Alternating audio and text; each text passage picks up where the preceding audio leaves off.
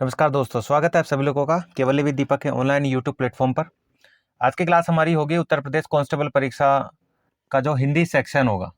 तो आज की क्लास हिंदी सेक्शन को लेकर होगी। 37 नंबर की आपकी हिंदी आएगी। तो हमारा टारगेट ये रहेगा कि आप अगर वीडियो देख रहे हैं तो आपके 37 में से 37 नंबर हम कंफर्म करा सकें।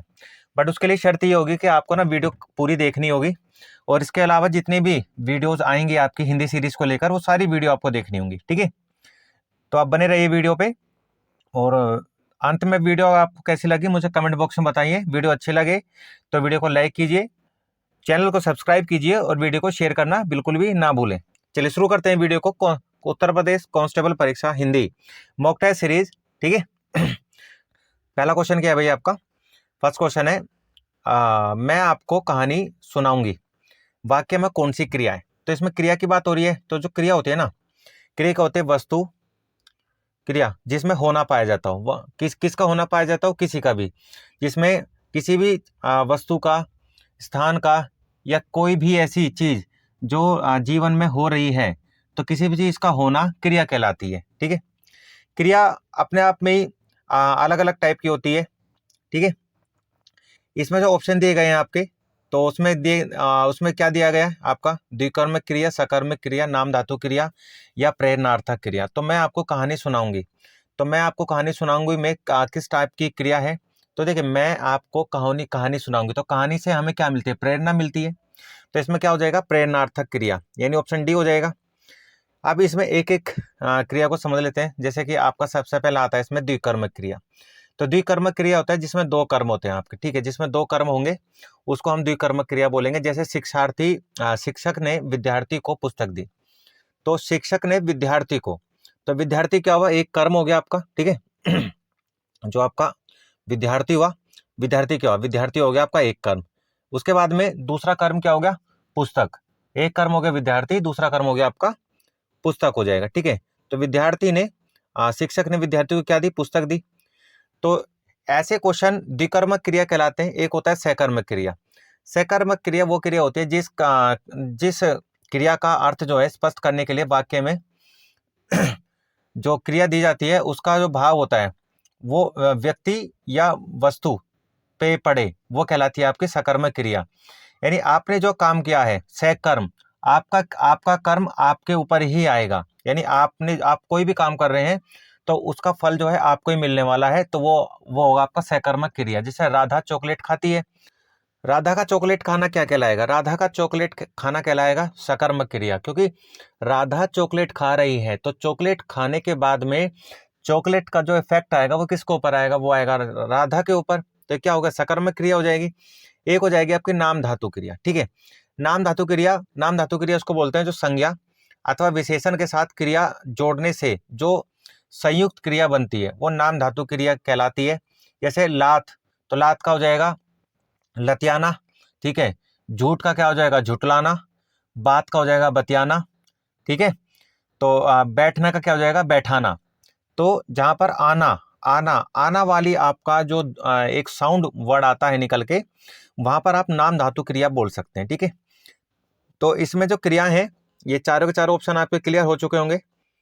नेक्स्ट देख लेते हैं आपका नेक्स्ट क्वेश्चन क्या है इसमें। अगला क्वेश्चन है, ध्वनि किस स्वर के अंतर्गत आती है? आपकी आपकी जो ध्वनि है वो किस स्वर के अंतर्गत आती है? ठीक है। तो भाई आपकी जो ध्वनि है वो किस स्वर के अंतर्गत आती होगी? तो आपका जो ह्रस्व स्वर होता है, ह्रस्व स्वर कौन सा होता है? ह्रस्व स्वर जो बिल्कुल जिनकी आवृत्ति बहुत छोटी होती है। ठीक है, उनको हम क्या बोलेंगे? उनको हम बोलते हैं ह्रस्व स्वर, जिनकी आवृत्ति बहुत छोटी होती है। तो कौन कौन सी? जैसे आप कह सकते हैं ए। ठीक है, ए। इसके बाद में आप कह सकते हैं ई, या फिर उ। उ उ यानी छोटा ऊ, छोटा ऊ। ठीक है। तो ये क्या हो जाएगा आपका? ये हो जाएगा ह्रस्व स्वर। ह्रस्व स्वर जिनकी आवृत्ति बहुत छोटी होती है उसको ह्रस्व बोलते हैं। एक होता है दीर्घ स्वर। दीर्घ स्वर में क्या हो जाएगा आपका? ये ए का बन जाएगा आ, और ये ई का बन जाएगा ई, और ये ऊ का बन जाएगा ऊ। ठीक है। तो ये क्या हो जाएगा आपका? ये दीर्घ स्वर हो जाएगा, और ऊपर वाले क्या हो जाएगा? ये ह्रस्व स्वर हो जाएंगे। ठीक है। तो ध्वनि जो है वो किस स्वर के अंतर्गत आती है? ह्रस्व स्वर के अंतर्गत ध्वनि को काउंट किया जाता है। अब इसमें हम बात कर लें आपके, जैसे कि अघोष क्या होते हैं आपके, सघोष क्या होते हैं। ठीक है। तो ये भी हमें पता होना चाहिए अघोष और स्वघोष क्या होते हैं आपके। तो एक तो होते हैं घोष। घोष क्या होते हैं? घोष वो व्यंजन होते हैं जिनका उच्चारण करते समय स्वर तंत्रिका जो होती है वो एक तरीके से झनझना जाती है, ठीक है, जैसे ग, घ, ज, झ, है ना। तो ऐसे क्या होते हैं? अघोष आपके घोष हो जाते हैं, ठीक है। और इसमें अगर हम बात करें आपकी, एक होता है संयुक्त वर्ण। संयुक्त वर्ण क्या होता है? जहाँ पर दो वर्णों को मिलाकर एक नई कोई चीज बनाई जाए उसको हम संयुक्त वर्ण कह देंगे, ठीक है। जैसे ए, जैसे संयुक्त वर्ण में हम क्या क्या लिख सकते हैं? जैसे कि फॉर एग्जाम्पल आप कोई भी एक शब्द ले लेते हैं, जैसे कि हम नॉर्मली पढ़ते हैं एक चीज, जैसे कि हम पढ़ते हैं छ। क्या पढ़ते हैं हम ये शब्द देखते हैं छ। तो एक्चुअल में छह बनता कैसे? छो बनता कैसे? तो छो को हम कैसे लिखेंगे? हम इसको लिखेंगे क के नीचे हरंत यानी आधा, उसके बाद में श, ठीक है, उसके बाद में श हो जाएगा, और फिर लास्ट में क्या हो जाएगा आपका? अ। क्या हो जाएगा? अ। तो क्या बन जाएगा आपका? छ। क्या बन जाएगा? छ बन जाएगा, छ, ठीक है। और वहीं अगर हम इसको ज्ञ, एक एक शब्द होता है आपका, एक शब्द और देख लेते हैं हम आपका, एक होता है आपका ज्ञ। ज्ञ, तो ज्ञ कैसे बनाएंगे हम? तो अगर हमको हमें अगर ज्ञ बनाना पड़ ही गया, तो जैसे ज्ञ क्या होता है? ज्ञ ऐसे लिखते हैं ना, ज्ञ ज्ञानी ज्ञ। तो ज्ञ को हम लिखेंगे कैसे? तो सबसे पहले हम लिखेंगे इसमें, ठीक है, जो, ये हो जाएगा। उसके बाद में अणा, ये हो जाएगा अणा, और फिर हो जाएगा आपका प्लस अ। तो ये क्या हो जाएगा आपका? ज्ञ। तो ये जो छोटे छोटे आपके जो हसु सर जोड़ जोड़ के, आपकी जो ध्वनियां जोड़ जोड़ के हमने जो शब्द बनाया है, स्वर बनाया है, वो जो शब्द है ये शब्द संयुक्त वर्ण कहलाएगा आपका, ठीक है। ये क्या कहलाएगा आपका? संयुक्त वर्ण कहलाता है। इसके बाद में आपका आ जाता है तालव्य। तालव्य यानी जो तालु यानी ताल यानी जो जीव होता है उससे बोले जाते हैं। कुछ शब्द होते हैं आपके होठों से बोले जाते हैं, ठीक है।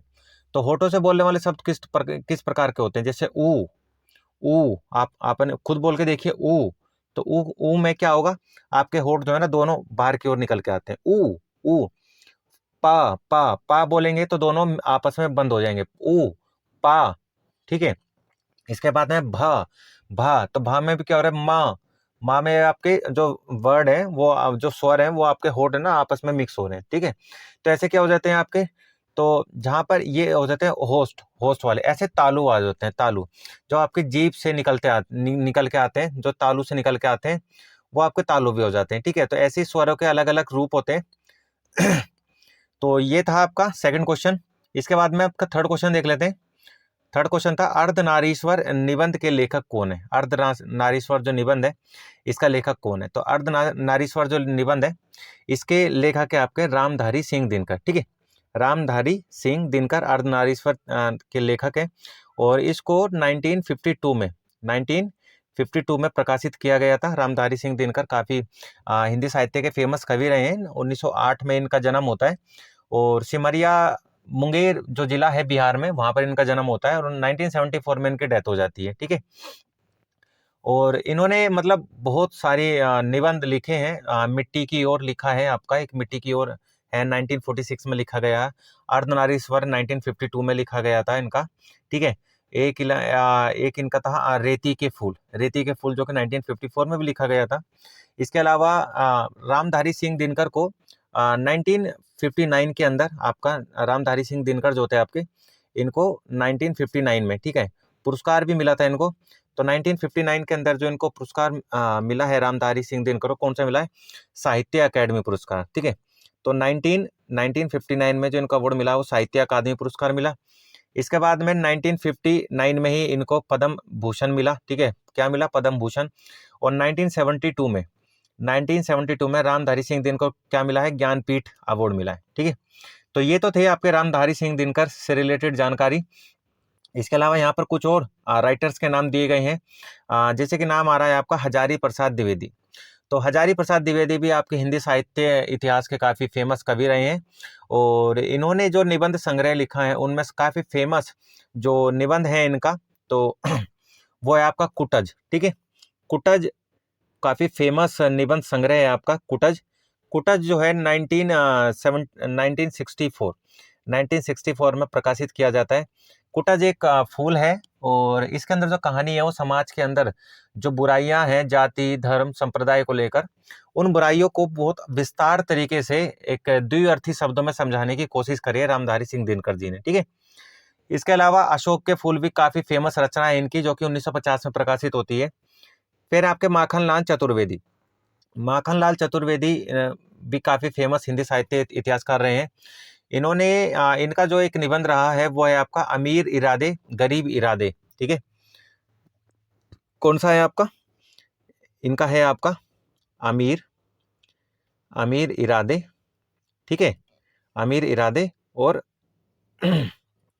गरीब, गरीब इरादे, अमीर इरादे और गरीब इरादे। तो ये जो इनका निबंध संग्रह रहा है ना, ये 1960 में 1960 के दशक में ये मतलब प्रकाशित किया जाता है। और इसके बाद में धर्मवीर भारती हैं आपके नेक्स्ट। तो धर्मवीर भारती भी काफ़ी फेमस कवि रहे हैं और इन्होंने अपने समय में बहुत सारी साहित्यिक रचना करी है। इनमें कुछ फेमस आपकी साहित्यिक रचनाएं जैसे कि ठेले पर हिमालय, ठेले पर हिमालय 1958 में प्रकाशित की जाती है, ठेले पर हिमालय। और एक आता है आपका 1960 में ही आपका मानव मूल्य और साहित्य, ये काफ़ी फेमस रहा है आपका। तो ठेले पर हिमालय और मानव मूल्य और साहित्य जो है ये काफ़ी फेमस रही हैं। ठीक है, इसके बाद में नेक्स्ट देख लेते हैं हम। नेक्स्ट हमारा क्वेश्चन नंबर 4 कौन सा होगा। क्वेश्चन नंबर 4 क्या बोलता है, जंगल में लगने वाली आग को क्या बोलते हैं भाई। तो जो जंगल में आग लगती है उसको हम क्या बोलते हैं, जंगल में लगने वाली आग को।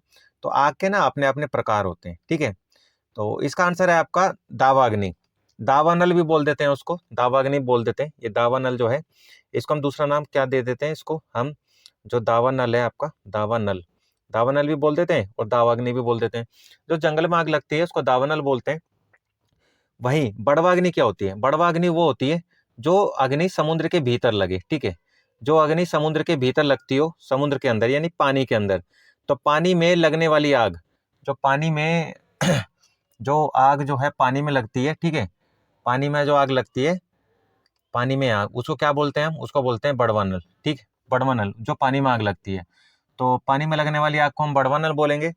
और जठराग्नि क्या होता है, जठराग्नि जो होती है ना, पेट के अंदर क्या होता है ना, हमारे HCl होता है एक, है ना, क्या होता है, एक केमिकल होता है HCl बोलते हैं हम उसको, हाइड्रोक्लोरिक अम्ल, और हिंदी में उसको बोलते हैं हम जठर रस। ठीक है, तो जब भी हम खाना खाते हैं ना तो जो जठर रस है आपका वो एक्टिव हो जाता है। अब वो जठर रस जैसे एक्टिव होगा तो होगा क्या, आ, आपका जो खाना होगा उसको पचाने में वो मदद करता है बहुत ज़्यादा। ठीक है, तो जठर रस जो है पेट के अंदर होता है तो खाना पचाने में मदद करता है, तो उसको बोलते हैं जठराग्नि। एक होता है आपका यज्ञाग्नि, यज्ञाग्नि क्या होता है, जो यज्ञ में जो आग जलाई जाती है, जो यज्ञ में आग लगाई जाती है ना, यज्ञ में जलाई जाती है यज्ञ करने के लिए अग्नि, उसको बोलते हैं यज्ञाग्नि। अगला नेक्स्ट क्वेश्चन है आपका क्वेश्चन नंबर 5, निम्नलिखित में से तत्सम शब्द का चयन कीजिए। देखिए, एक तो हमें पता होना चाहिए तत्सम शब्द कौन से होते हैं और तद्भव कौन से होते हैं। इनके अलावा देशज और विदेशज ये शब्द भी आ जाते हैं। जो आपके तत्सम शब्द होते हैं आपके ना, तत्सम कौन से होते हैं, जो शब्द संस्कृत से लिए गए हैं और जो के तो हम बोलते हैं लिखते हैं वो हमारे तत्सम शब्द कहलाते हैं। तो तत्सम को हम रिप्रेजेंट कर सकते हैं, तत्सम मीन्स संस्कृत वाले शब्द। ठीक है, जो शब्द संस्कृत के हो, संस्कृत वाले हो, वो तत्सम कहलाते हैं। एक होते हैं तद्भव, तद्भव वो होते हैं जो संस्कृत के तो शब्द होते हैं पर उनको जोड़ तोड़ कर, ठीक है, घुमा फिरा कर आसान भाषा में कहे जाते हैं, वो तद्भव कहलाते हैं।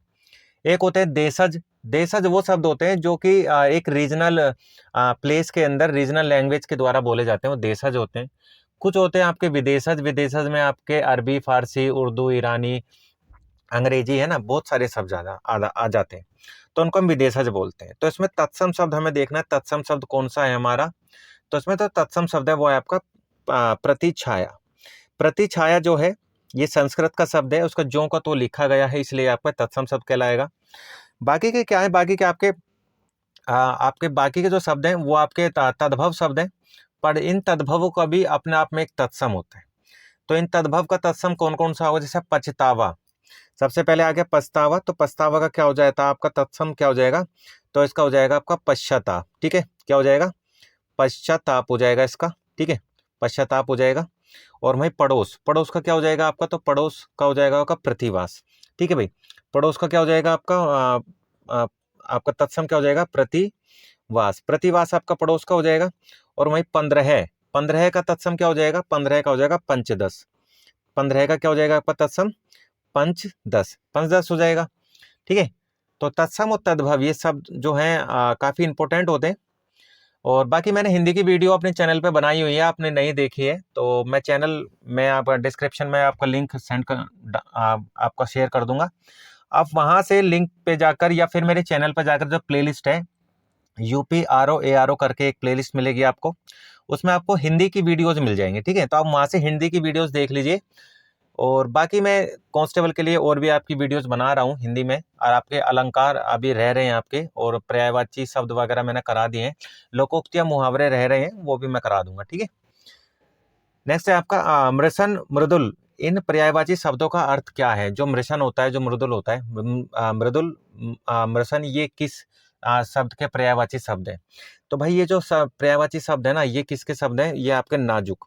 मृषण और मृदुल का जो अर्थ होता है वो होता है नाजुक। ठीक है, कमजोर, कमजोर। तो नाजुक को बोलते हैं मृषण और मृदुल। ठीक है, वहीं अगर हम नवांकुर होता है, नवांकुर, सेकंड क्या है, नवांकुर। तो नवांकुर को क्या बोलेंगे हम? नवांकुर का जो पर्यायवाची होगा क्या हो जाएगा? नवीन, जो नया होता है, नवीन होता है, उसको नवांकुर बोल सकते हैं हम। ठीक है, ठीक है, नवीन अंकुर नवांकुर हो जाएगा। एक होता है आपका नूतन, नूतन। तो नूतन का क्या होता है? नूतन का होता है नया। नूतन का मतलब भी क्या होता है? नया होता है। ठीक है, नया होता है, नवीन होता है। ठीक है, अभिनव हो जाता है, अभिनव हो जाता है, आधुनिक हो जाता है। इसके बाद है नजाकत। नजाकत का क्या हो जाएगा? नाजुक। नजाकत का क्या हो जाएगा? कोमलता हो जाएगा, कोमल होना हो जाएगा, जो कोमल होता है। ठीक है, कोमल हो जाएगा, नाजुक हो जाएगा, नाजुक हो जाएगा। ये क्या हो जाएगा? नजाकत का आपका एक तरीके से आप कह सकते हैं कि ये इसका पर्यायवाची हो जाएगा। ठीक है, तो इसके बाद नेक्स्ट है आपका किस वाक्य में सर्वनाम संबंधी अशुद्धि है? तो इसमें देखना है हमें कि किस वाक्य में सर्वनाम संबंधी अशुद्धि है। मैंने अपना काम कर लिया है, मैं स्वयं वहां जाना चाहता हूं, यह उसकी समझ में नहीं आएगा, और तुम्हें ध्यान से पढ़ना होगा। तो इसमें सर्वनाम अशुद्धि कौन से? सर्वनाम क्या होते हैं पहले तो आपको पता होना चाहिए सर्वनाम क्या होते हैं। तो सर्वनाम क्या होते हैं आपके? सर्वनाम मतलब जहां पर लिंग वचन पुरुष, जो पुरुष होता है या लिंग वचन होता है, ये स्थान होता है जिसके बारे में हमें जानकारी प्राप्त होती हो। जैसे कि एक एक एक वचन है तो मैं हो जाएगा, बहुवचन है तो तुम हो जाओगे। और ठीक है, तो एक वचन में मैं हो जाएगा, बहुवचन में तुम हो जाओगे, वे हो जाएंगे। ठीक है, अनेक वचन हो जाएंगे, और स्थानवाचक हो जाएगा आपका, पुरुषवाचक हो जाएगा। ठीक है, तो ये सर्वनाम हो जाते हैं आपके। तो इसमें क्या है ना, यह उनकी समझ में नहीं आएगा। तो किस वाक्य में सर्वनाम संबंधी अशुद्धि है? तो यह उनकी समझ में नहीं आएगा। तो ये क्या है? यह अशुद्धि का कारण हो जाएगा। ठीक है, कि उनकी समझ में ना आना, यह उनकी समझ में नहीं आएगा, यह उनकी समझ में नहीं आएगा। तो ये क्या हो जाएगा आपका? सर्वनाम अशुद्धि। तो अशुद्ध यह उनकी समझ में नहीं आएगा, और शुद्ध क्या हो जाएगा? यह उनके समझ में, उनकी नहीं, उनके। तो इसमें क्या आएगा आपका? उनके आ जाएगा। तो यहाँ उनकी की जगह क्या आना चाहिए था आपका? उनके आना चाहिए था, उनके। तो यह उनके समझ में नहीं आएगा। ठीक है, तो इस कारण से ये आपका गलत है, सर्वनाम अशुद्धि है, बाकी सब आपका ठीक है इसके अंदर। ठीक है, इसके बाद में नेक्स्ट है आपका चौपाई के संबंध में सही कथन देखना है हमें कौन सा है। जो चौपाइयाँ होती है ना, तो चौपाइयाँ में हमें देखनी होती है कि इसमें सही कथन कौन सा होता है। तो चौपाई के प्रत्येक चरण में 12 मात्राएं होती हैं, चौपाई के प्रत्येक चरण में 26 मात्राएं होती हैं, और 14 और 12 यति होती हैं। चौपाई के प्रत्येक चरण में 16 मात्राएं होती हैं, चौपाई के प्रत्येक चरण में 18 मात्राएं होती हैं। तो चौपाई एक्चुअल में होता क्या है? जो मात्रिक सम छंद होता है ना, उसी का एक भेद होता है चौपाई। और चौपाई जो होता है उसके अंदर 16 मात्राएं पाई जाती है। ठीक है, ये कन्फर्म है। तो ऑप्शन सी आपका आंसर होगा, चौपाई में 16 मात्राएं पाई जाती हैं, तो इसमें यही आपका आंसर है। ठीक है, तो इसमें कैसे कह सकते हैं आप? देखिए, जैसे गोस्वामी तुलसीदास जी ने रामचरित्र मानस में चौपाई छंद का बहुत अच्छे से यूज किया उसके अंदर। ठीक है, तो उसमें काफी अच्छा उदाहरण मैं आपको दे सकता हूँ, जैसे कि जय हनुमान ज्ञान गुण सागर, जय कपीस तेहु लोक उजागर, रामदूत अतुलित बल धामा, अंजनी पुत्र पवन सुत नामा। तो अगर जब आप ये हनुमान चालीसा का जब ये वाली लाइन आप पढ़ते हैं तो इसके अंदर आप खुद देखिएगा कि इसमें आपको 16 मात्राएं मिलेंगी। ठीक है, तो 16 मात्राएं आपको मिल जाएगी इसके अंदर। ठीक है, तो चौपाई के चरण में होते और प्रत्येक चरण में 16 मात्राएं मिलेंगी आपको, और अंत में जो गुरु होता है, ठीक है, तो वहां पर अंत में गुरु होता है, गुरु यानी जो आपका अंतिम बिंदु होता है, छंद होता है, ठीक है। तो वहां पर आपको मात्राएं मिला के टोटल क्या हो जाती है, 16 मात्राएं हो जाती है, ठीक है। नेक्स्ट क्वेश्चन है आपका, शाही घोड़े पर बैठकर आऊंगा मैं कौन सा कारक है। तो शाही घोड़े पर बैठकर आना, तो मतलब एक तरीके से ना अधिकार जमा रहा है, अधिकार अधिकार की बात कर रहा है कि देखो मैं आऊंगा अपने शाही घोड़े पर बैठकर, है ना। तो आऊंगा मैं तुझे, दुल्हन हम ले जाएंगे, है ना। तो दुल्हन हम ले जाएंगे, तो क्या अधिकार जमा रहा है कि दुल्हन है हम लेके जरूर जाएंगे, भाई हम चाहते हैं उसको, हम शादी करेंगे, हम लेके जाएंगे। तो मैं आऊंगा घोड़े पर बैठकर, ठीक है। तो मैं घोड़े पर आऊंगा, तो यहाँ क्या कह रहा है, शाही घोड़े पर बैठ के आऊंगा। तो घोड़े पर बैठ के आना अपना हक जमाना होता है, यानी आपके अधिकरण की बात हो रही है, तो अधिकरण कारक हो जाएगा आपका। कारक जो होता है ना, वो आपके 8 प्रकार के होते हैं। कर्ता ने कर्म को करण से, संप्रदान के लिए, आपादान से अधिकरण में, संबंध काके के नानेनी रारेरी पापे भी, ठीक है। इसमें आपका और अधिकरण में पर है और संबोधन हे हो हरे ये आ जाते हैं, ठीक है। तो इसमें आ जाता है आपका कर्ता, जो आपके कारक हैं वो 8 प्रकार के हो जाते हैं। कर्ता ने कर्म को करण से, संप्रदान के लिए, आपादान से, आपादान से मतलब अलग होना। जो आपका से करण है वो भी से होता है, पर वो से किसी के साथ किया जाता है क्रिया को, और आपादान एक दूसरे को अलग करता है। तो आपादान से संबंध काकी के, नानी ने, रारी रे, ठीक है। उसके बाद में अधिकरण कारक और फिर संबोधन कारक आ जाता है आपका, ठीक है। तो ये हो जाता है आपके कारक क्रिया। तो इसमें शाही घोड़े पर बैठ के आने का मतलब क्या हो जाता है आपका, शाही घोड़े पर बैठ के आने का मतलब है आपका कि इसमें आपको बता रहा है अधिकरण कारक की, ठीक है। नेक्स्ट क्वेश्चन है आपका, नेक्स्ट देख लेते हैं। क्वेश्चन नंबर 10, निम्नलिखित प्रश्न में 4 विकल्पों में से उस विकल्प का चयन करें जो दी गई मुहावरे का सही अर्थ का विकल्प बताए, ठीक है। तो इसमें सही अर्थ का मन में लड्डू खाना, तो मन में लड्डू खाने का मतलब क्या हो जाएगा आपका, भाई मन के अंदर सोच रहे हैं काश वो मेरी हो जाए। जैसे लड़के होते हैं ना, लड़के आपस में अपने ग्रुप में ना, क्या होता है, कोई ग्रुप का कोई एक लीडर होगा, तो वो क्या होगा, वो किसी भी लड़की को पसंद करने लगेगा। कहीं कोचिंग में जा रहा है, स्कूल में जा रहा है, कहीं भी लड़की को पसंद करने लगेगा। अब वहां पे क्या होगा, लड़की पसंद कर ली, ठीक है। लड़की को पता नहीं कि उसने उसको पसंद कर लिया है। अब क्या है ना, ग्रुप में सबने उस लड़की को अपनी भाभी मान लिया है, ठीक है। तो ये कौन है, भाभी। लड़की को पता नहीं है बेचारी को कि मैं किसी की भाभी बन चुकी हूँ, किसी की प्रेमिका बन चुकी हूँ, पर उसने कर लिया। तो क्या है, मन के अंदर कोरी कल्पना थी, उसी कोरी कल्पना को आकार देने के लिए जो दोस्त होते हैं, मित्र होते हैं, उन्होंने उसको आकार देने की कोशिश करी। उसने सिर्फ कोरी कल्पना की, उसको अपनी प्रेमिका माना, उस प्रेमिका को उन्होंने बना लिया भाभी। तो क्या है, कोरी कल्पना हो रही है, तो मन के अंदर लड्डू खाना मतलब कोरी कल्पना करना।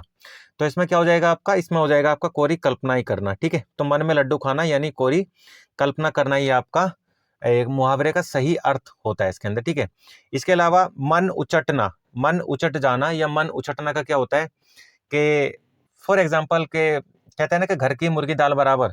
तो घर की मुर्गी दाल बराबर एक्चुअल में इस मुहावरे का अर्थ क्या होता है, तो जिनकी शादी हो चुकी है वो काफी अच्छे से इस चीज को समझ जाते हैं। ऐसा नहीं है वैसे, फिर भी मतलब बहुत से लोगों का मन में आता है कि यार घर की मुर्गी दाल दाल बराबर हो गई है, यानी एक जैसा खा खा के परेशान हो गए। कुछ लोग तो क्या होता है ना, थाईलैंड घूमने चले जाते हैं, चलो भाई ये शादी हो गई है, अब बहुत पक गए हैं, ये डेली एक चेहरा देख के कुछ नया चेहरा देखते हैं, चलो थाईलैंड घूम के आते हैं। तो वो खैर अलग बात है, पर आप जैसे कि आ, मतलब मन उचट जा मन उचटना का मतलब होता है कि आप एक प्रकार का खाना खा खाकर पकवान खाकर आपका मन बेगैरत सा हो गया है कि आप कुछ नया खाना आपको पसंद है, आप कुछ नया खाना चाहते हो, तो वो क्या होगा, आपका मन उचट जाएगा उसका, ठीक है। एक होगा हार जाना। तो हार जाना क्या होगा आपका, चारों खाने चित हो जाना। हार जाने का मतलब क्या होता है, कहते हैं ना कि चारों खाने चित हो गया, तो चारों चारों खाने चारों खाने चारों खाने चित चारों खाने चित होना। चारों खाने चित होने का मतलब क्या होता है कि आप हार गए, आप मतलब आपकी हार हो गई, आप चाहते नहीं थे आपकी हार हो जाए, पर आप किसी से लड़ने गए और सामने वाला भाई आपसे ज्यादा था, आप 50 ग्राम के थे, वो 1 किलो का था, उसने उठा के आपको पटक दिया एकदम से, तो आप चारों खाने चित हो गए।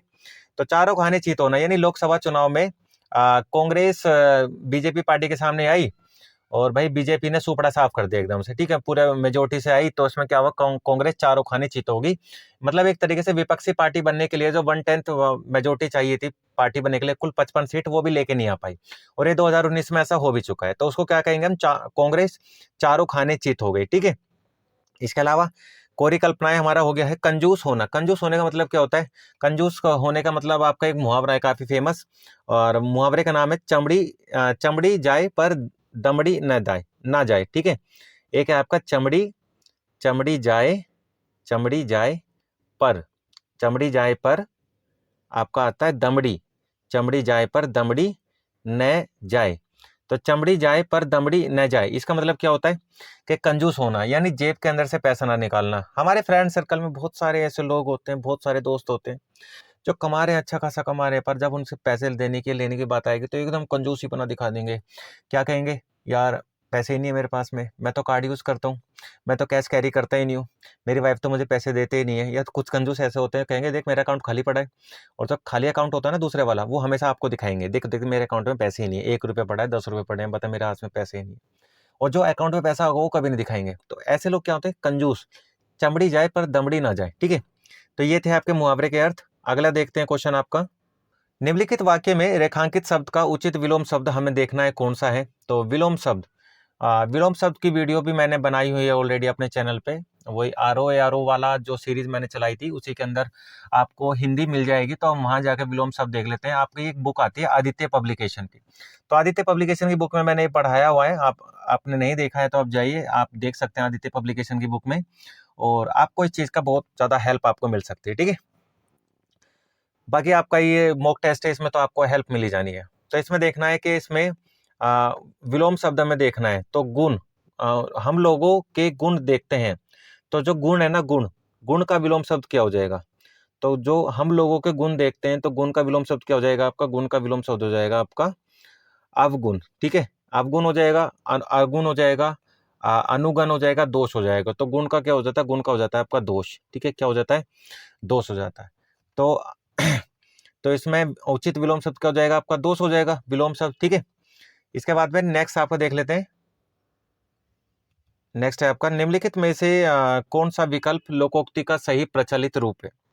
भूल गए राग रंग, भूल गए छकड़ी, तीन चीज याद रही, रोटी कपड़ा और झोपड़ी, ठीक है। दूसरा है धुल गए राग रंग, भूल गए झकड़ी, तीन चीज याद रही, नून तेल पकड़ी।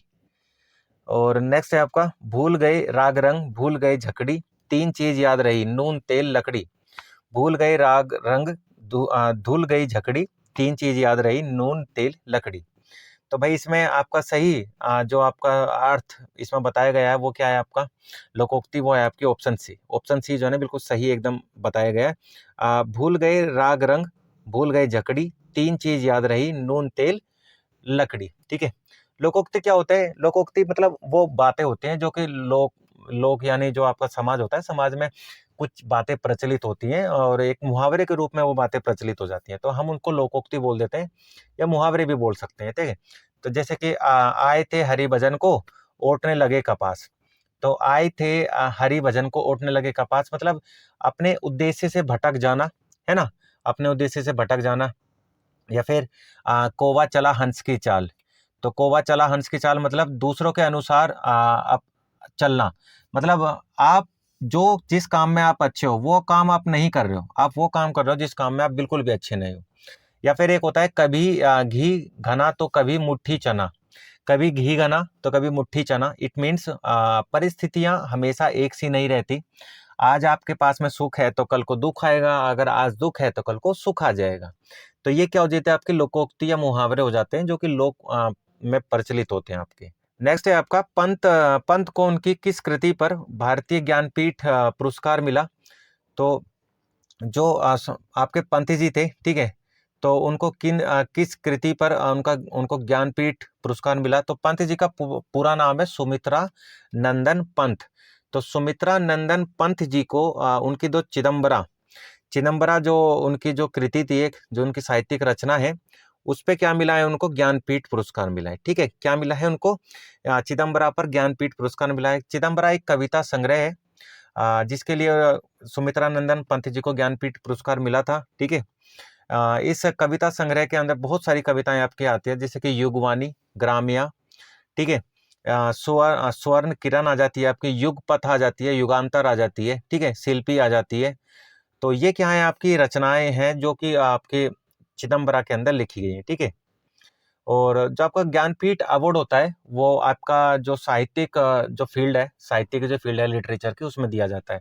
और भारत में भारतीय संविधान की जो 7th शेड्यूल है, आपकी 7वीं अनुसूची है ना, 7वीं अनुसूची है, और आपका जो भाग है, भाग कौन सा है, 17, भाग 17 में, ठीक है, भाग हो जाएगा 17, और शेड्यूल 7 के अंदर आपकी 22 आपके जो राज्य भाषाएं हैं, ऑफिशियल लैंग्वेज, उसके बारे में बताया गया है। तो 22 की 22 भाषाओं के को ध्यान में रखते हुए ज्ञानपीठ अवार्ड दिया जाता है। ठीक है भाई, नेक्स्ट है आपका, किस वाक्यांश के लिए सही शब्द लिखा गया है। तो किस वाक्यांश के लिए सही शब्द लिखा गया है, जिसको पूर्व जन्म की बातें याद है, जाति स्मरक, जिसका यौवन छत नहीं हुआ है, शत यौवन, ईश्वर पर विश्वास करने वाला नास्तिक, कलम की कमाई खाने वाला मसीहजीवी। तो इसका आंसर क्या हो जाएगा आपका, इसमें क्या है ना, सही शब्द हमें देखना है। तो एक्चुअल में ये क्या है ना, ये आपका वो होता है कि अनेक शब्दों के लिए एक शब्द, यानी हम बहुत सी बातें बोलते हैं, बहुत बड़ी लाइन बोलते हैं, और उसको हम अगर एक शब्द में भी बोल दें तो वो क्या हो जाता है, आपका अनेक शब्दों के लिए एक शब्द कहलाता है। ठीक है, भाषा को सुंदर, आकर्षक और प्रभावशाली बनाने के लिए जिस अनेक शब्दों के स्थान पर हम एक शब्द का इस्तेमाल करते हैं वो कहलाते हैं हमारे अनेकार्थी शब्द। तो इसका आंसर क्या हो जाएगा आपका, इसका आंसर हो जाएगा आपका मसीहजीवी। मसीहजीवी वो होता है जो कि कलम की कमाई खाता है। ठीक है, कलम की कमाई खाने वालों को क्या कहेंगे, मसीहजीवी कहेंगे। ठीक है भाई, इसके बाद है, जिसको पूर्व जन्म की बातें याद रहती हैं, उसको क्या बोलते हैं, उसको बोलते हैं जाति स्मरर। जाति स्मरर बोलते हैं, स्मर, इसमें स्मरर। ठीक है, क्या बोलते हैं, स्मारक नहीं बोलते। का की जगह क्या हो जाएगा आपका, का की जगह हो जाएगा आपका र। ठीक है, जिसका यौवन छत नहीं हुआ है उसको क्या कहेंगे, चिर यौवन कहेंगे, छत यौवन नहीं कहेंगे, छत यौवन तो खत्म हो जाएगा, है ना। तो छत मतलब खत्म हो जाना, छत की जगह क्या हो जाएगा आपका, चिर आ जाएगा। ठीक है, तो क्या आएगा आपका, चिर यौवन। ठीक है, क्या हो जाएगा, चिर यौवन। ईश्वर पर विश्वास करने वाला, तो ईश्वर पर विश्वास करने वाला आस्तिक कहलाता है, आस्तिक। ठीक है, क्या कहलाता है भाई, ईश्वर पर विश्वास करने वाले को हम बोलते हैं आस्तिक, ना कि नास्तिक। तो ये हो जाएगा। ठीक है, इसके बाद में क्वेश्चन नंबर 15, क्वेश्चन नंबर 15 क्या बोलता है आपका, क्वेश्चन नंबर 15 बोलता है आपका कि निम्न शब्द समूह में से अशुद्ध शब्द कौन सा है, वो हमें पहचानना है। यहाँ पर निम्न शब्द समूह में से अशुद्ध शब्द कौन सा है, तो आपका है मिष्ठान, श्रृंगार, कुंवर। ठीक है, मिष्ठान, श्रृंगार और कुंवर, चातुर्य, पारलौकिक, महीना, पृथक, स्वास्थ्य, ज्योत्सना, मृणमय, वांगमय और श्रीमान। तो इसमें जो आपका गलत है ना, तो वो कौन सा है आपका, ये ऑप्शन ए। ऑप्शन ए जो है ना, ये आपका गलत है। ऑप्शन ए आपका क्या है, गलत है, मिष्ठान, श्रृंगार और कुंवर। इसमें मैं गलत क्यों बोला हूँ, क्योंकि इसमें इसमें जो है ना, जैसे हम मिष्ठान बोलते हैं इसको, ठीक है, मिष्ठान नहीं बोलते हैं। और इसको लिखेंगे कैसे, आपको इसको अगर लिखते हैं ना तो इस तरीके से लिखते हैं। इसको लिखने का तरीका ये आपका ये हो जाएगा, इस तरीके से। ठीक है, ऐसे हो जाएगा, और ये हो जाएगा, ये हो जाएगा मिष्ठान। ठीक है, और वहीं अगर हम श्रृंगार लिखते हैं ना, तो श्रृंगार में सिर्फ ये आता है, इस तरीके से आता है श्रृंगार। इस तरीके से हम श्रृंगार को लिखते हैं। तो आप इस तरीके से भी कर सकते हैं इन चीज़ों को, बहुत आसान है। और कुंवर में आपका कुंवर होता है। ठीक है, एक्चुअल में क्या होता है, कुंवर हो जाता है श्रृंगार में। तो कुंवर कैसे लिखेंगे, हम कुंवर लिखेंगे इस तरीके से, ये हो जाएगा आपका कुंवर। ठीक है, इस तरीके से ये आपका शुद्धवर्तनी हो जाएगा कुंवर, है ना, कुंवर इस तरीके से हो जाएगा। ठीक है भाई, तो क्या था, मिष्टान हो जाएगा, ये मिष्टान। ठीक है, ये मिष्टान हो जाएगा आपका, ये श्रृंगार हो जाएगा, कुंवर। तो आपका ये क्या है, ये आपका अशुद्ध है, बाकी सर आपके शुद्ध है। नेक्स्ट देख लेते हैं क्वेश्चन नंबर 16। क्वेश्चन नंबर 16 क्या बोलता है भाई, आपका क्वेश्चन नंबर 16 बोलता है कि कौन सा शब्द हमेशा एक वचन में प्रयुक्त होता है। तो इसमें जो रायता है ना, रायता, रायता आपका एक वचन में प्रयुक्त होने वाला शब्द है हमेशा। ठीक है, 1 गिलास रायता दो, 10 गिलास रायता दो, या 2 गिलास रायता दो।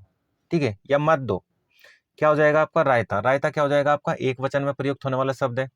बाकी जो शब्द है आपके वो बहुवचन में प्रयुक्त हो सकते हैं। ठीक है, तो एक वचन में जैसे कि आपका नाम भी आ सकता है। ठीक है, जाति भी आ सकती है, राम, गाय, ये क्या होगा, एक वचन हो जाएगा। बहुवचन में क्या हो जाएगा, रुपये, लड़के, ये बहुवचन हो जाएंगे। ठीक है, जहां पर जिस पद या वस्तु के नाम के बाद वचन से जब हम उसके एक से अधिक संख्या होने के बारे में अगर हम जान पाए, वो क्या कहलाता है, हमारा बहुवचन कहलाता है। ठीक है, तो ये क्या हो जाएगा हमारा एक वचन, एक हो जाएगा हमारा बहुवचन।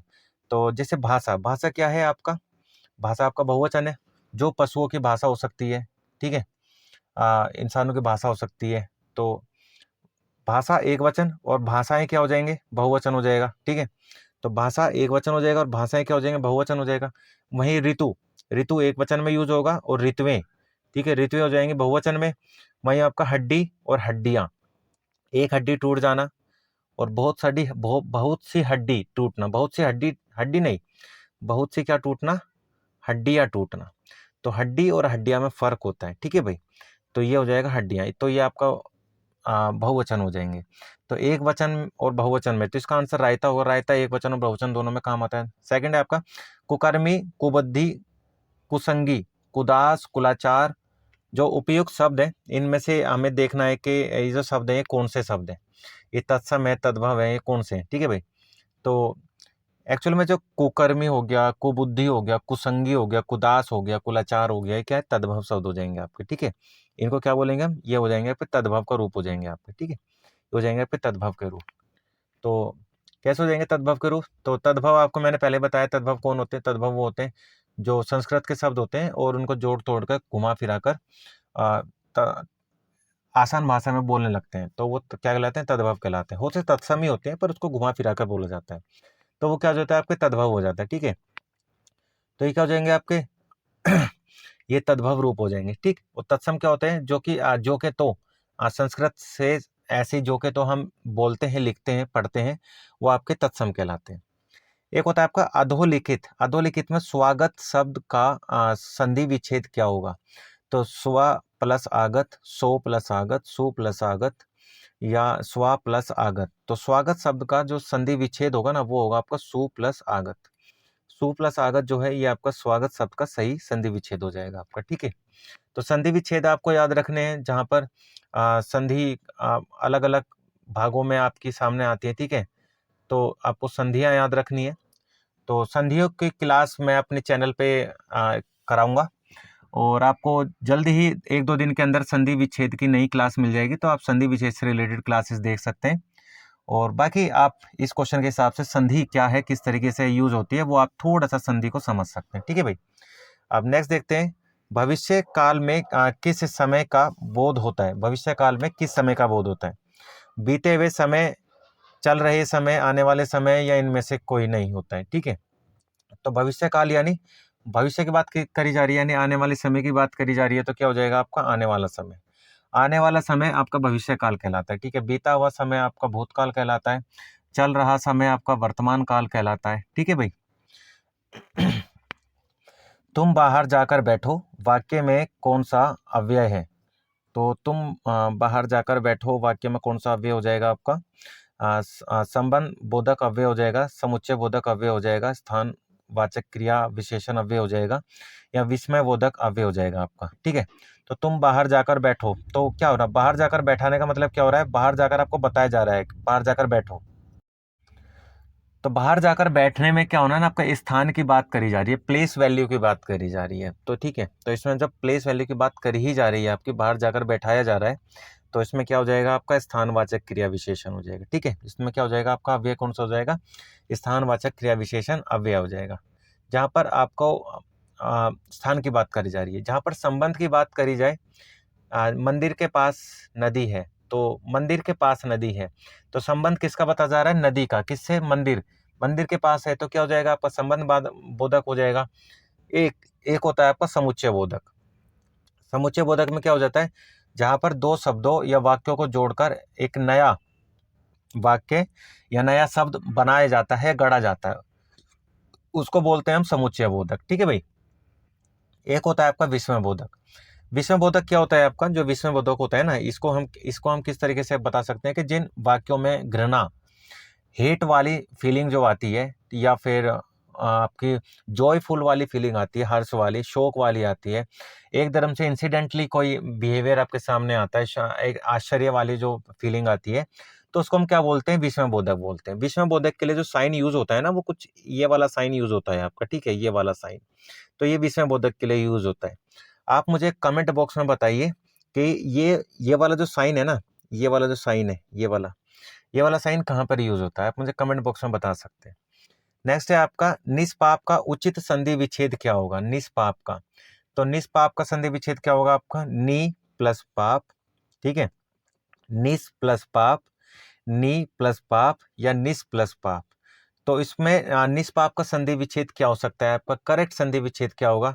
तो ये जो आपको डबल आपके पॉइंट जो दिख रहे हैं ना, ये वाले डबल पॉइंट जो आपको दिख रहा है, ये क्या होते हैं, ये विसर्ग होता है, ठीक है। ये संधि का ही एक रूप होता है और उसको बोलते हैं विसर्ग संधि, ठीक है भाई।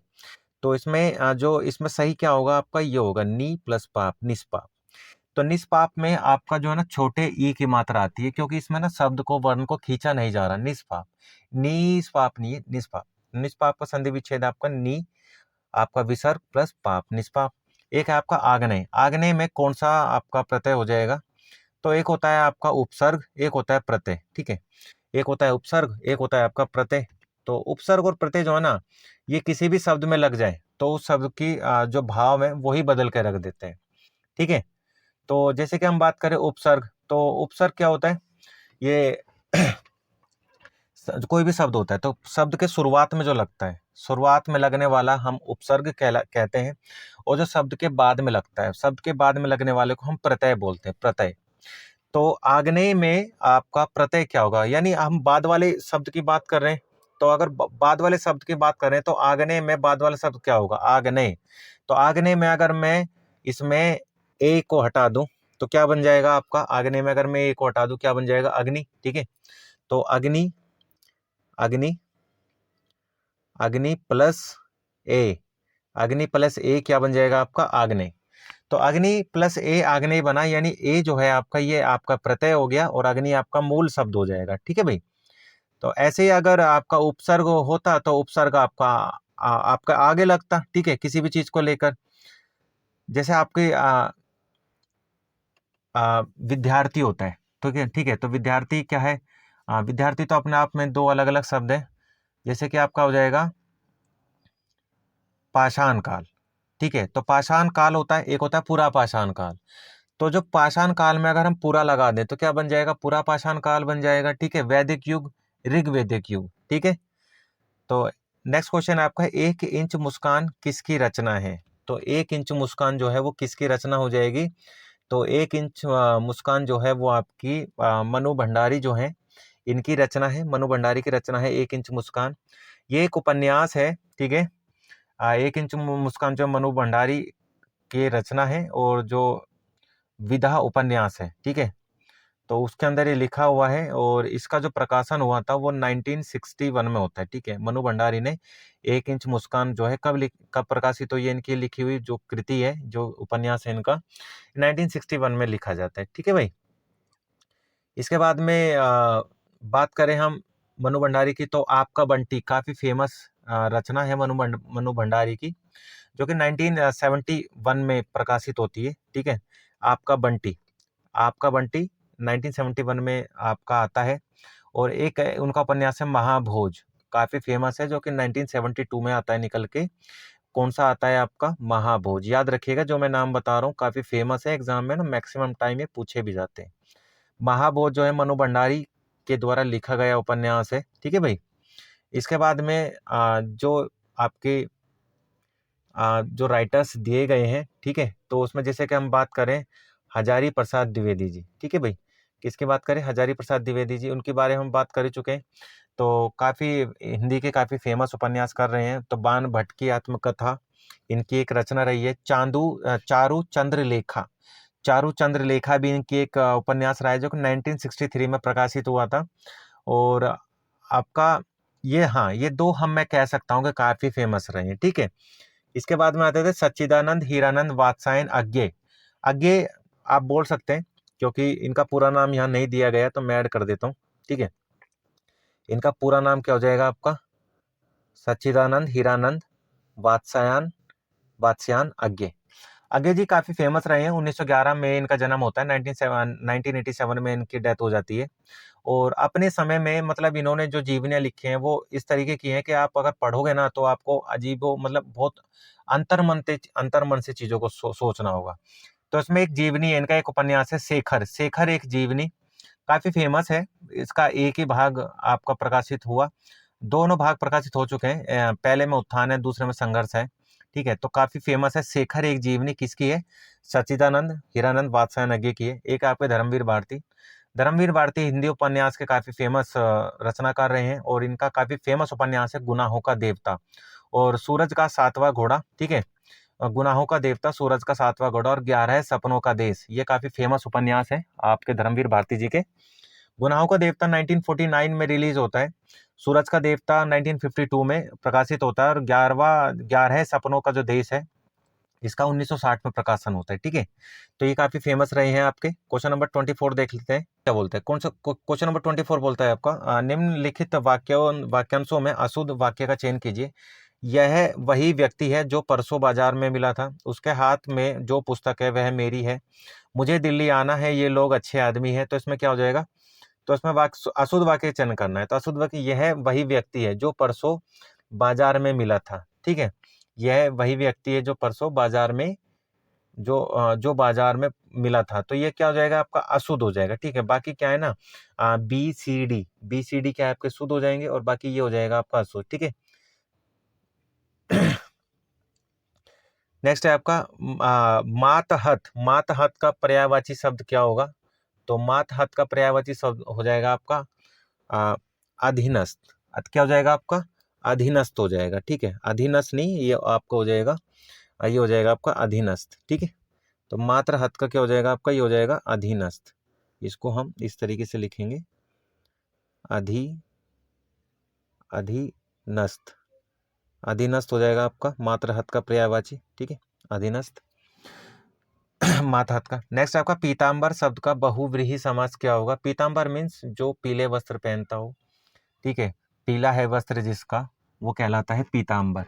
पीताम्बर यानी कपड़ा, और पीला कपड़ा। ठीक है, तो क्या हो जाएगा, पीला है वस्त्र जिसका, वो तो हो जाएगा आपका बहुव्रीहि समास। ठीक है, समास के अपने रूप होते हैं, जैसे कि आप समास के हम नॉर्मली 6 भेद हम जानते हैं। 6 भेद में पहला भेद हो जाता है आपका तत्पुरुष समास, दूसरा हो जाता है अव्ययी भाव समास, तीसरा हो जाता है द्विगु समास, चौथा हो जाता है द्वंद्व समास, पांचवा कर्मधारय समास, और छठा बहुव्रीहि समास। ठीक है भाई, तो इसमें बहुव्रीहि समास का एग्जाम्पल पूछा गया था, तो इसमें आपका आ जाएगा बी। क्वेश्चन नंबर 27 है आपका, निम्नलिखित में से शब्द के विलोम अर्थ का उपयुक्त युग्म क्या होगा। तो इसमें विलोम शब्द का उपयुक्त युग्म पूछा जा रहा है। तो इसमें देखता है, जैसे चिरंतन नश्वर, करुण दयालु, उपसर्ग अपसर्ग, आजादी स्वराज। तो इसमें आपका जो चिरंतन है, चिरंतन यानी जो हमेशा जीने वाला, नश्वर जिसका एक समय पर जिसका नाश हो जाए, वो नश्वर होता है। तो क्या हो जाएगा, यही आपका विलोम शब्द हो जाएगा। ऑप्शन ए बिल्कुल करेक्ट आंसर है। करुण, करुण का क्या हो जाएगा, करुण यानी जो बिल्कुल सॉफ्ट होता है, और इसका अगेन इसका विलोम क्या हो जाएगा, निष्ठुर।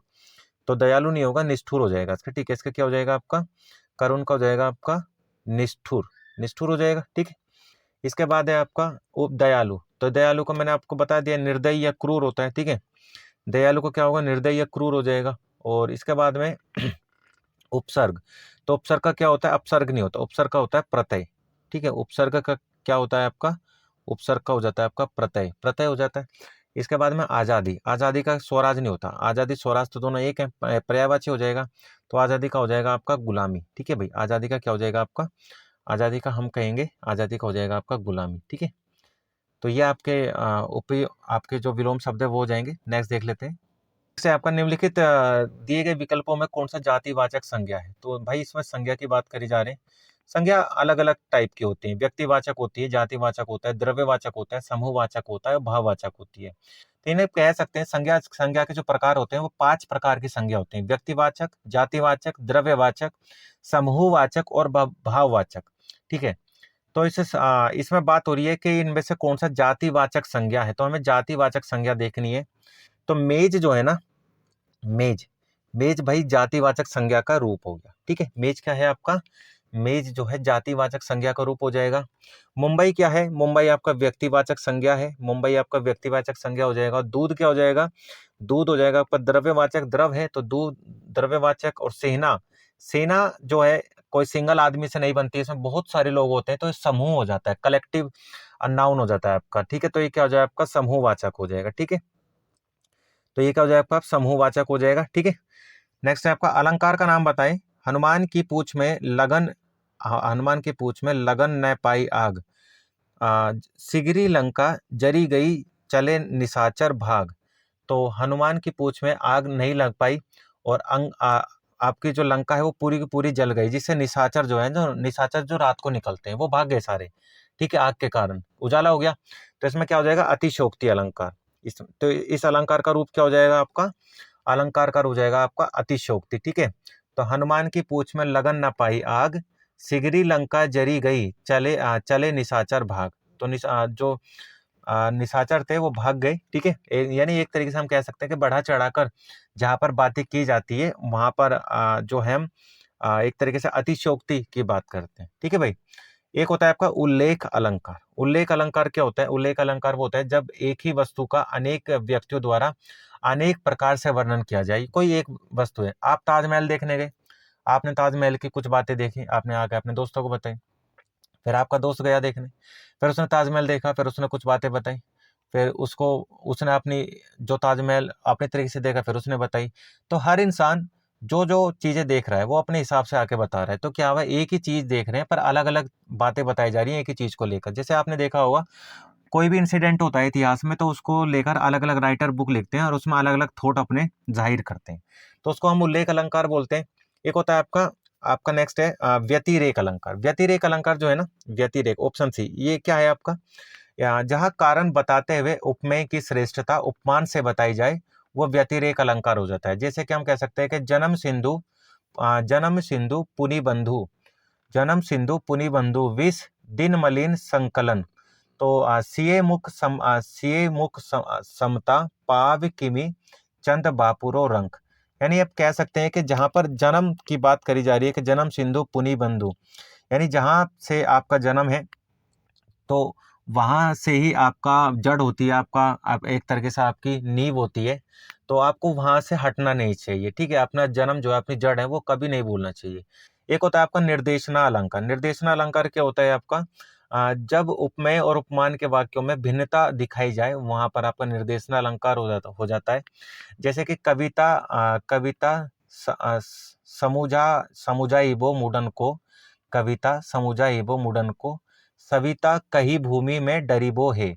इसका मतलब ये हो जाता है कि आपका कविता समझ जो मुझे आई, कविता समझ आई कुछ और मैंने बोली कुछ। तो इसमें क्या हो जाता है आपका निर्देशना अलंकार हो जाता है, ठीक है भाई। तो नेक्स्ट देख लेते हैं आपका नेक्स्ट क्वेश्चन। नेक्स्ट क्वेश्चन है आपका निम्नलिखित में से कौन सा मध्यकालीन भारतीय आर्य भाषा है। तो इसमें देखना है हमें कौन सी भारतीय आर्य भाषा है जो मध्यकालीन है। मध्यकालीन की बात हो रही है कि जब समय हमारा लगभग एंशियंट टाइम खत्म हो चुका था और 1975 यानी हम मध्यकालीन 1000 ईस्वी के बाद की बात कर सकते हैं। 1000 से लेकर आपका लगभग 1700 ईस्वी तक, जब तक औरंगजेब रहता है, तो उसको मध्यकालीन भारत बोलते हैं। फिर आधुनिक भारत स्टार्ट हो जाता है धीरे धीरे। तो मध्यकालीन भारत में जो काफी फेमस आर्य भाषा रही है वो रही है आपकी प्राकृत, ठीक है। कौन सी भाषा रही है आपकी, प्राकृत रही है। ना तमिल नहीं है, ना फारसी, ना संस्कृत। क्या संस्कृत जो रही है आपकी, ये आपकी प्राचीन भाषा रही है, ठीक है।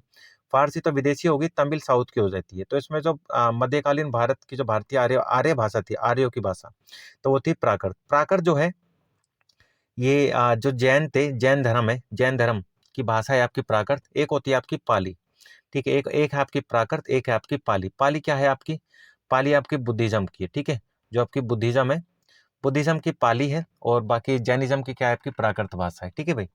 नेक्स्ट है आपका जहाँ ए अथवा आ के पश्चात ए या ए अथवा ओ या ओ का आगमन हो तथा दोनों के मेल से क्रम से ए और ओ हो जाए तो वहां क्या हो जाता है।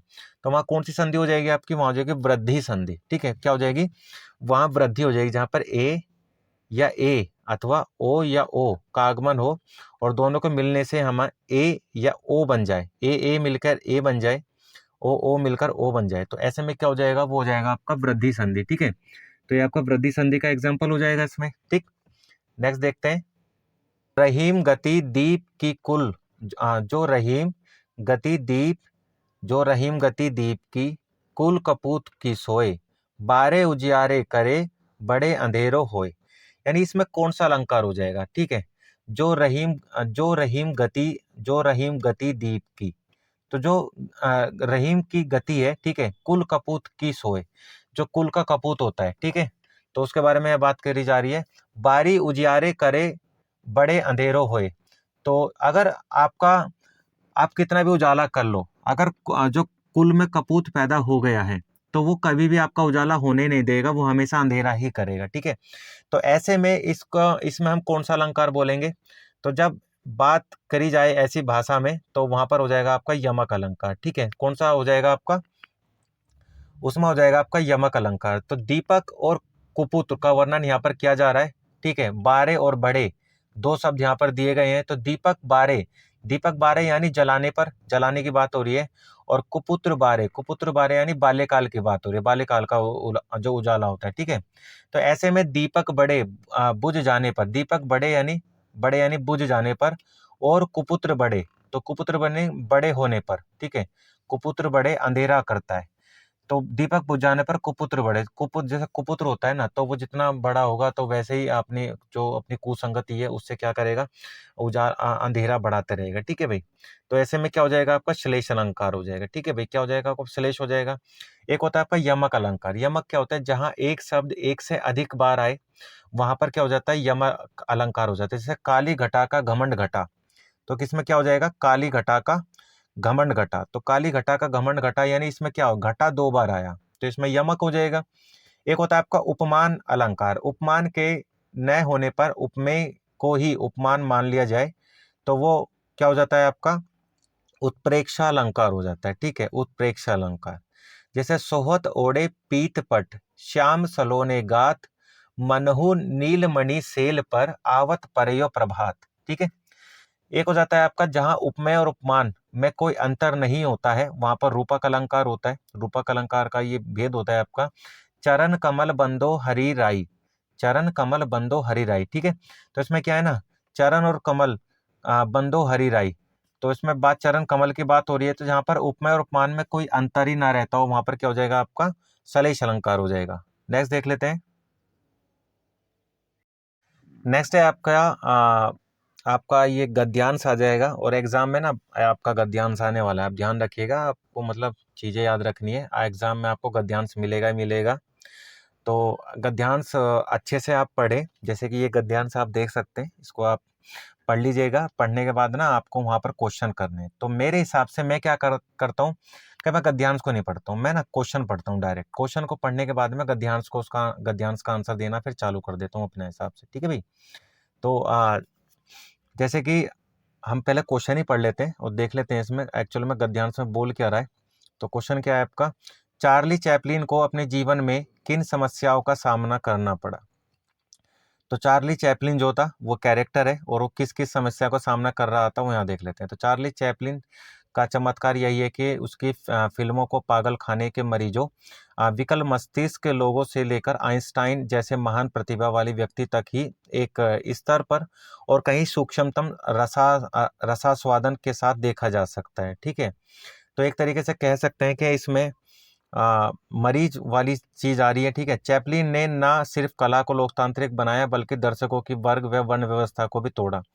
यह अकारण नहीं है कि जो भी व्यक्ति समूह या तंत्र गैर बराबरी नहीं मिटाना चाहता वह अन्यथा संस्थाओं के अलावा चैपलिन की फिल्मों पर भी हमला करता है। चैपलिन भीड़ का वह बच्चा है जो इशारों से बतला देता है कि राजा भी उतना ही नंगा है जितना मैं हूँ, और भीड़ हंस देती है। कोई भी शासक या तंत्र जनता का अपने ऊपर हंसना पसंद नहीं करता। एक परित्यक्ता दूसरे दर्जे की स्टेज अभिनेत्री का बेटा होना, बाद में भयावह गरीबी, तो यानी गरीबी की बात आ रही है, ठीक है।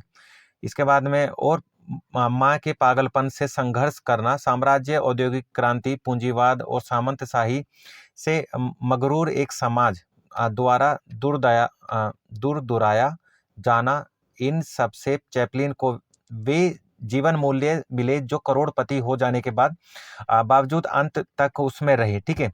तो इसमें क्या था? भयंकर गरीबी। तो देखिए भयंकर गरीबी हमारे सामने यहाँ पर आया है, तो बिल्कुल ये आया है, भयावह गरीबी आई ना यहाँ पर, ये भयावह गरीबी आई है। इसके बाद में नेक्स्ट क्या था?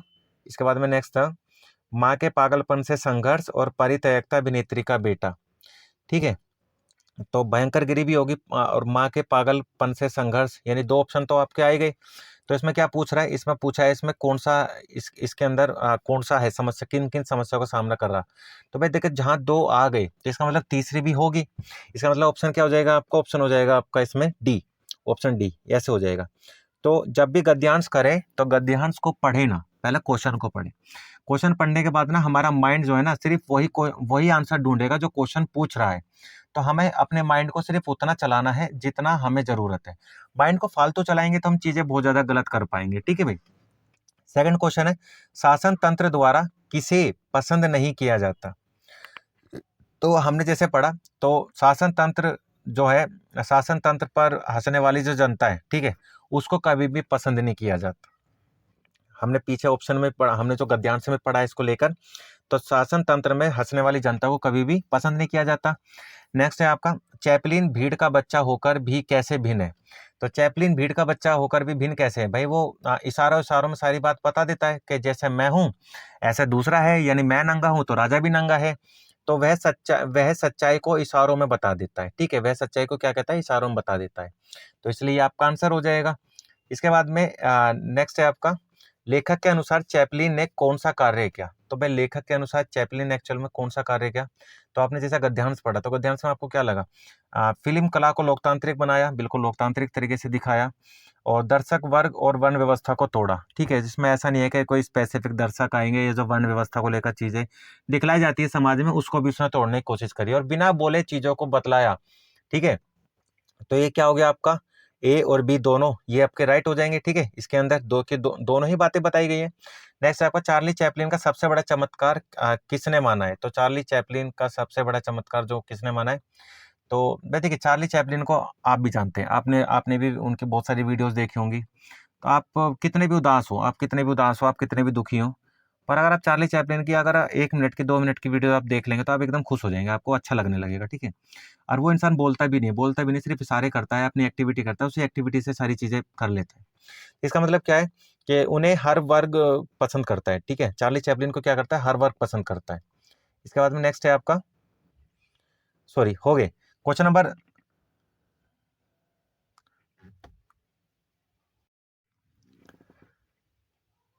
हिंदी में ये आपके 37 क्वेश्चन थे जो कि यहाँ कंप्लीट होते हैं। वीडियो आपको कैसी लगी आप मुझे कमेंट बॉक्स में बता सकते हैं। हिंदी कांस्टेबल हिंदी की सीरीज का पहला लेक्चर था आपका हिंदी का, दूसरा लेक्चर आपके सामने जल्दी आ जाएगा। जब तक आप इस वीडियो का एनालिसिस को देखिए, क्वेश्चंस को देखिए, और एग्ज़ाम में आपका फरवरी में एग्ज़ाम है, तो उससे पहले आप ना लगभग जितनी भी हम सीरीज यहाँ करा सकते हैं उतनी कराएंगे, और आपका जो एग्ज़ाम है वो इतना स्ट्रॉन्ग करेंगे कि आपका हिंदी हो चाहे जीएस, उसमें आपके नंबर मतलब अच्छे हैं, बहुत अच्छे नंबर है, आप नंबर 90% तक स्कोर कर पाएँ अपने। ठीक है, तो वीडियो अच्छे लगे तो वीडियो को लाइक करें, वीडियो को शेयर करें और चैनल को सब्सक्राइब जरूर करें।